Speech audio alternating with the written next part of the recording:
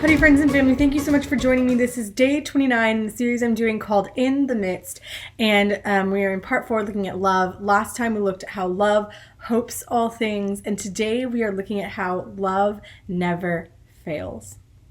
And we looked a little bit into this at the very beginning of our series when we were talking about those reassurances that we have about God, and we talked about how God's love for us never fails.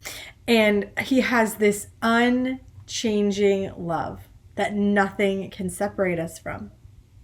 And in John 15:12, we see, "This is my command, love one another as I have loved you." We are called to this Christ-like love.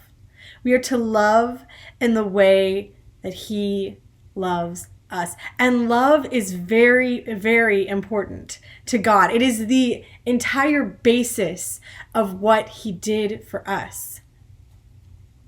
And he calls us to strive and to love like he does.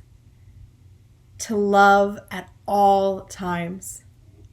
And there are no qualifications or parameters to this love. There's not a certain type of person that we are supposed to love. In fact, in Matthew 5, verses 44 to 45, it says, "But I tell you, love your enemies and pray for those who persecute you, so that you may be children of your Father in heaven.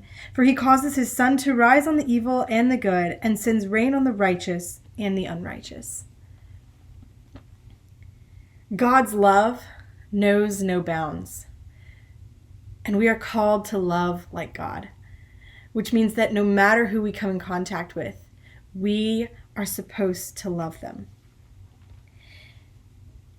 And it's important to realize that love isn't a feeling. There is a feeling of love, but that's not what this is talking about. This is an action. 1 John 3:18 says, "Little children, let us not love in word or speech, but in action and in truth." Love is an action. We talked about this, that there's a difference between this feeling, this passive, and this active. Love is active. Love is a choice. And we are constantly told to love. The word agape, which is the love that we're talking about here, is used in the Bible 116 times. And that's just one of the words that means love. God's whole point is love. And that is why he so clearly defined it and why we have spent so much time looking at it, because he didn't want us to miss any of this. Because love is the most important.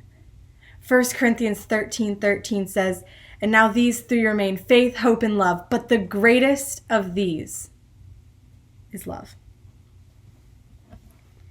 1 John 4:10 says, "Love consists in this, not that we loved God, but that he loved us and sent his Son to be the atoning sacrifice for our sins." None of the good that has happened, none of the good things that we receive is because of the love that we have. In fact, there is sin in the world because we failed to love. But we have the privilege to try again. God didn't give up on any one of us. In fact, he loved us so much. He loved us, his enemies, so much that he sent his Son to die on the cross and be the atoning sacrifice for our sins. He loves us with a perfect, unfailing love. And he calls us to come as close as we can to loving in the same way. So this week I call you to have an unfailing love. Choose love at every turn, in every corner, and in every decision you make. If you're memorizing 1 John 3:18, this is your reminder to do that. Thank you so much for joining me, and I'll see you guys next time.